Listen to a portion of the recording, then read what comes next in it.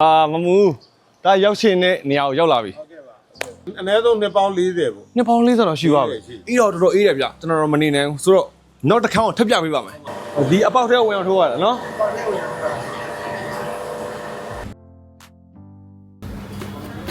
ရန်ကုန်သူရန်ကုန်သားတိုင်းရွှေပြည်လီဆိုတဲ့ဒိန်ရင်ဆိုင်ကိုအားလုံးသိကြတယ်ထင်ပါတယ်ဗျာ30လောက်ရှိတဲ့ပြင်ဆိုင်ခွဲပေါင်း90နဲ့ old school style ရောင်းချနေခြင်းပဲဖြစ်ပါတယ်ဒီတော့ကျွန်တော်မောင်တော်လေးလန်းဆိုင်ခွဲမှာ ice cream လေးထိုင်စားနေရင် ice cream အရသာကိုအတော်လေးသဘောကျတာနဲ့ချက်ချင်းရန်ကုန်တန်လင်းမှာရှိတဲ့ရွှေပြည်လီရဲ့အတိကထုတ်လို့ရေးစက်ရုံကြီးကိုချက်ချင်းတွားရောက်ဖို့ဆိုင်ပြင်နေပါတယ်ဗျာ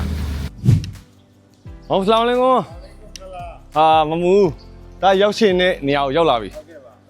ဟိုတော့အဲ့တော့တစ်ချက်လောက်လေးလိုက်ပြပေးပါဦးဟုတ်ကဲ့ပြမှာပေါ့ဟုတ်နော်ရွှေပြည်ရွှေပြည်စတစ်ကာကြီးနဲ့လုံးဝချမ်းရကျဲရွေးမှာဘယ်လောက်ရှိတယ်ခံမှန်းကြည့်150ပတ်လဲဟော150ပတ်လဲတော့အဲ့ဒါစက်ရန်နေရတွေစက်ယုံရ heavy ဖြစ်မှာပေါ့တော့တခုချင်းလိုက်ပြတော့တာအခုပဲဆိုင်မှာ ice cream စားနေနေတတိယလောက်မမှုစီတန်းလာလိုက်တာဟုတ်မဟုတ်ရွှေပြည်ကဟိုဗာလဲဘယ်လောက်ရှိပါလဲအနည်းဆုံးနှစ်ပေါင်း40ပေါ့နှစ်ပေါင်း40တော့ရှိပါပြီကျွန်တော်တို့ထက်တောင်အသက်ကြီးသေးတာဗောကြီးတာဗောကြီးတာဗောအဲ့ဒါဆိုကျွန်တော်တို့ဒီရွှေပြည်ထဲဝင်တော့မမှုရွှေပြည်လို့ခေါ်မှရမှာဗောဟုတ်ပါတယ်ဟုတ်ပါကဲမမှုအဲ့တော့တစ်ချက်တော့လေးပြပေးရောပြပေးပါဗောမီးလေးမီးကြီးမှာတော့မမှုဆိုင်မှာမောရလာဘူးဆိုင်မှာပတ်စံရှင်းခဲ့တယ်ဒီမှာပတ်စံမရှင်းဘူးဟုတ်ပါပြီโอเคမူအဲ့ဒါလို့ရှိရင်ဒီအားကျတော့ပထမဆုံးဌာနဘာဌာနလဲဒီဟိုပစ္စည်းဖြည့်တဲ့ဌာနပေါ့ပစ္စည်းဖြည့်တဲ့ဌာနပစ္စည်းဖြည့်တဲ့ဌာနဒိန်ငင်ပေါ့နော်တရားဒိန်ငင်ရှိမယ်အညက်ဒိန်နေရှိမယ်စတော်ဘယ်ရီဒိန်နေရှိမယ်ဘလူးဘယ်ရီဒိန်နေရှိမယ်ဟုတ်ပြီနော်ကမောက်သီးဒိန်နေရှိမယ်ဟောဒိန်ကြီးလည်းများတာပဲနော်ဟုတ်ကဲ့ဟုတ်ကဲ့ဘာလို့ရွှေဘီလီကိုကျွန်တော်တို့အရင်ဆုံးသိတာကကျတော့ဒိန်ကြီးနဲ့စသိခဲ့တာဆိုတော့ဒိန်ကြီးကတော်တော်လေးမိုက်တဲ့အချိန်တွေရှိတယ်တရသီးဒိန်ကြီးကအခုတအားရောင်းဟုတ်ဟုတ်ဟုတ်အခုဒိန်ကြီးပဲတီးတန်းရလားရတယ်လေရတယ်ချက်လားဟုတ်ပြီဒိန်ကြီးပဲတီးတန်းဟုတ်ကဲ့မဟုတ်ဟုတ်ပြီနေပေါ့အဲ့ဒါဟိုမှာထပ်ပြီးတော့ကျွန်တော်တို့ကဆက်တယ်ဟောဒါဟိုဒိန်ကြီးဖြစ်သွားပြီဒိန်ကြီးဟောဒိန်ကြီးဒီဒိန်ကြီးကိုလုတ်တဲ့နေရာလဲတက်တက်ရှိသေးတယ်ဟုတ်ပြီပြီးရင်တောင်းမမှုလိုက်ပြမယ်နော်ပြပါဟုတ်ပြဒီကောင်နည်းနည်းမိကြည့်ချင်တယ်ရလားဇောလေးပေးပါနိုင်လေးပါအောင်ခက်မလိုက်ဥပဒေအေးဒီတိုင်းစားလိုက်ရတယ်နော်ရတယ်ဟုတ်စားရတော့မလို့မဟုတ်စားပါဗျာကဲဘစ်မလာဝါလာဘရကတ်လ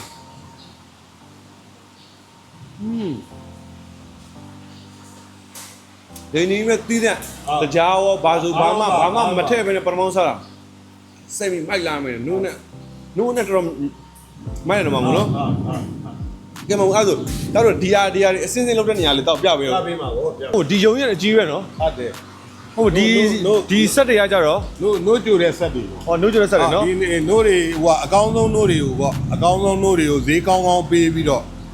ဟိုဟာဗောရေမပါတဲ့နိုးတွေဗောဒါဗောအကောင်းဈေးကောင်းကောင်းပေးပြီးတော့ဒီရောက်လာရင်ဒီမှာတန့်ဆင်တယ်အမိုက်တွေတန့်ဆင်တယ်နိုးထဲမှာပါလာတယ်အဲ့လိုတန့်ဆင်ပြီးမှဒီမှာတစ်ခါဆက်ထဲမှာထည့်ကြိုပြီးတော့ပိုးတတ်တယ်ဟုတ်ကဲ့မောင်ကိုလည်းတက်ပြီးသားဖြစ်သွားတယ်ကျိုလည်းကျိုပြီးသားဖြစ်တယ်အဲ့ပေါ့အဲ့တော့ကျွန်တော်တို့အခုစားနေတဲ့ကောင်းပါလေဆိုတဲ့ဒိန်ဂျင်တွေဒီကဲမုတ်တွေပူတင်းတွေရဲ့အဓိက basic ကဒီနို့တွေပေါ့နော်ဒီလိုစက်ကြီးတွေနဲ့ run တဲ့ခါကျတော့အလုပ်လဲပိုတွင်တယ်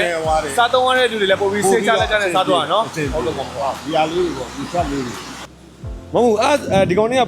ပူတင်းနေတယ်နော်ဟုတ်တယ်ဟုတ်ပူလေးပဲရှိသေးတယ်နော်သူကဘူးနဲ့ပဲပေါင်းလိုက်တယ်ဟိုမှာကပေါင်းပြီးမှဒီမှာထည့်မယ်ပြီးတော့ဒီမှာအေးခံလိုက်တယ်အေးခံမယ်တက်ပြီးသားဖြစ်သွားအေးခံတယ်ဆိုတော့ကျွန်တော်ဒီမှာပဲအေးခံတယ်ဟိုရေကတက်တာတော့ဘာလို့ထည့်ရတာလဲထည့်မှာဒါပေမဲ့ဒီရေကတက်တာတွေကိုတန်းထည့်ပြတ်သွားမှာဆိုတော့အပူရှိန်နဲ့ခဏအေးခံဒါပေါ့အဲ့ဒီပူတင်းနေတယ်ပူတင်းလဲမမှုတို့ရောင်းတာကျွန်တော်တွေ့တယ်ပြီးလို့ရှိရင်ဖာလူလာတို့ဘာလို့တော့မှထည့်တယ်နော်ထည့်တယ်ဟုတ်တယ်ဟုတ်အေးကန်းဆိုတာရောရှိလားရှိတာဗောအေးကန်းတော့ပြပေးပါအများကြီးရှိတာဟုတ်ပြီဗျာမဟုတ်အဲ့တော့ဒီဟာကြီးဟာတောက်ချောက်အေးကန်းနေလို့အေးကန်းပေါ့အေးကန်း30 30 သုံးလုံးပေါ့အေးပေါ့မမိုးကဆိုင်ခွဲကလည်း90လောက်ရှိတယ်ပြီးတော့ရန်ကုန်တစ်မျိုးလုံးနှီးပါးကိုလည်းဖြန့်နေတယ် order တွေလုပ်တဲ့ခါကျတော့တာမန်ရေခဲတက်တာ freezer လောက်နဲ့တော့ရမှာမဟုတ်ဘူးလို့ကျွန်တော်ထင်ထားတယ်အဲ့နဲ့ကျွန်တော် sign နဲ့ထင်တယ်ဟုတ်ပြီမမိုးမေးကြည့်ပါမယ်ဆိုတော့ဒီလိုအေးကန်းနဲ့ရှိတာပဲဟုတ်တယ်တစ်ချက်လောက်ဖွင့်ကြည့်လို့ရမလားရပါတယ်အိုးတော်တော်အေးရနော်ဟုတ်အပြင်မှာတော်တော်အေးနေဟောဒီထဲမှာတိတိကျကျတိုးလောင်ပြီးမှတိန်းထားတာမဟုတ်ဘူးနော်တခဏဝင်ကြည့်လို့ရလားဝင်ကြည့်ပါဒီမှာဆိုလို့ရှိရင်တွေ့ရတာကျွန်တော်တို့ကွယ်ဖီတွေတွေ့ရတယ်ခုနပူတင်းတွေတွေ့ရတယ်ပူတင်းတွေဆိုလို့ရှိရင်ဒီမှာတော့မဟုတ်ဘူးနော်ဟုတ်လားဟုတ်တယ်ပူတင်းလေးတွေ frozen ဖြစ်တာတွေ့ရတယ်မလိုင်းတွေတွေ့ရတယ်ပြီးလို့ရှိရင်ရေခဲမုတ်တွေတွေ့ရတယ်လုပ်ပြီးသားတွေအေးတော့တော်တော်အေးတယ်ဗျကျွန်တော်တော့မနေနိုင်ဘူးဆိုတော့နောက်တစ်ခါထပ်ပြပေးပါမယ် မမို့ဒီခိုင်းကကြတော့ ရိုးရိုးအေးကမ်းမို့ အခုနကကြတော့လုံးဝအေးတဲ့ခန်း အခဲ minus ကမ်းဒါ plus 5 အော် plat အော်အဲ့လိုတွေခွဲထားသေးတာပေါ့နော် 0 to 5 အော်အဲ့လိုတွေခွဲထားသေးတာ 0 to 5ဆို A ပဲ A နေမှာမခဲဘူးပေါ့ ဝင်ကြည့်ရသေးလားအော်ဟုတ်ပြီဝင်ကြည့်မယ်နော်မောင်အော်ဒီမှာလဲအော်ဒီမှာဟိုဟာတွေ့တယ်မောင်မို့မလိုင်းလေးဒိမ်းမလိုင်းလေးလား ဟုတ်ပါတယ်ဒီမှာနေ အော်မိုက်တယ်နော် ကျဲထဲမှာထားလို့ရှိရင်အကုန်ခဲထဲမှာထားမယ်ဆိုလို့အကုန်ခဲဝမှာဆိုလို့နော်အေးပေါ့သူ့ temperature နဲ့ပဲသူထားရတယ်နော်မိုက်တယ်မောင်အေးလာအတိုင်းမနေနိုင်ဘူးမဟုတ်ဘူးတချို့ကအခန်းအပြာရောင်နေအဖြူရောင်နေဖြစ်ပြီးဒီကဘာလို့အဝါရောင်လေးဖြစ်နေလဲ သူကပိုးတက်တာ အော်ပိုးတက်တဲ့ကန်ပိုးလည်းတက်သေးတယ် ဟုတ်ပိုးတက်တယ်သူကဒီပိုးတက်လိုက်တဲ့ပုံမှာတခြားဟိုဒိန်ကြီးကတအားကြီးချင်ပြီးတော့ ဩ တအားချင်ပြီးတော့ဟိုချင်တုတ်တုတ်အနိုင်ကြီးတွေမဖြစ်တော့ပိုးတက်လိုက်တဲ့အပုံ အဲ့ဒါမို့လို့ရွှေဘီလီကဒိန်ရဲ့ signature တော့ဒီလိုနီးလန်းအများကြီးရှိတယ်ဗျဟုတ်တခဏဝင်အရင်ပူလား မပူ ပူနော်ဟုတ်ကဲ့ဒီထဲမှာတော့မဟုတ်ဘူးကျွန်တော်တို့နွားနို့အနံ့လုံးဝထောင်းမမွှေးနေတာပါနော်ဒီလိုဒိန်နေမြဲတဲ့ခါကျသူကအရင်ပူတာမဟုတ်ဘူးခဏနွေးလေးပါပဲနော်ဒီမှာပိုးတက်မယ်ပြီးမှဟိုဘက်အေးကန်တော့ထည့်မယ်ဩဟုတ်ပြီပြီးအားလုံးတိတိကျကျစီးစင်းနေကျကျထုတ်ပိုးပြီးသွားပြီဆိုမှ customer လက်ထည့်ပို့ပေးတာဒါရွှေဘီလီရဲ့ signature ပါပဲကဲမမှုအဓိကလာတာရေခဲမို့စားခဲ့တယ်ရေခဲမို့ကအရတော့ကြိုက်တယ်ဆိုတော့ဘယ်လိုမျိုးလုပ်လဲတောက်တစ်စင်းချင်းရှင်းပြပေးပါโอเคပါဟုတ်ဒီဆက်တွေကကြတော့ ရေခဲမလုတ်တဲ့ဆက်တွေ ရေခဲမို့လို့အဲ့လိုရေခဲမို့လုပ်တဲ့ဟာပါဒါအစားဆုံးမြင်ရမှာပေါ့ မြင်ရမှာပေါ့ ဟုတ်ပြီဟို ice cream ဟိုဗာလဲဒါတို့ strawberry တို့ဘာလို့လားဒါမှမဟုတ် အဲ strawberry တို့ရေဟိုဒွင်းသီးတို့တခြားဟာတွေကမနက်ကလုတ်ပြီး ဩဒါမင်းကြီးစောလာပါတယ် အခုလုံးမှာဖာလူတာတွေကိုထည့်တယ်တို့ရေခဲမို့မလိုက်ရေခဲမို့ ဟုတ်ပြီအဲ့တခါကြည့်ပါလို့ရမှာနော်โอเคဗျာဆိုဒီထဲကိုဖေးကြလာနော်ခွေလေးထည့်ရတာဗောနော်ထိုးရတာဟုတ်လားဒီအပေါက်ထဲဝင်အောင်ထိုးရတာနော်ဒီပေါက်ထဲကထွက်မှာဟိုဘက်ကိုပြန်ထွက်မှာနော်ဒီလိုပဲအောက်ကဟာတွေထဲနေတော့မှာနော်ဒီကောင်မခဲသွားတာနော် ဟိုဘက်သားလေးခဲပြီးသူ့ပိုင်းလေးခဲ ခဲသွားပြီနော်ဟုတ်ပါအားဆိုလို့ရှိရင်ကျွန်တော်တို့ကအချိန်တိုတွင်းမိနစ်ပိုင်းအတွင်းမှာဒီလိုဆက်ရန်နေကောင်းကောင်းရင်းနဲ့ဖန်တီးလိုက်တဲ့ခါကျတော့ရေခဲမုတ်တမုံကခဏလေးနဲ့ရတယ်မှာပေါ့နော်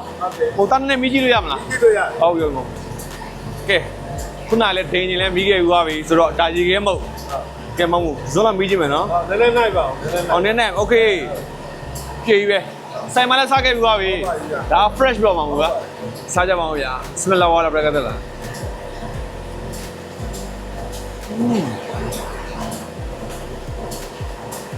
ရွှေဘလီရဲ့ signature အချိုလဲအရန်မချိုသလိုစိတ်နဲ့ဘက်ကိုတော်လဲသွားတယ်အဓိကနွားနို့ပဲမှာ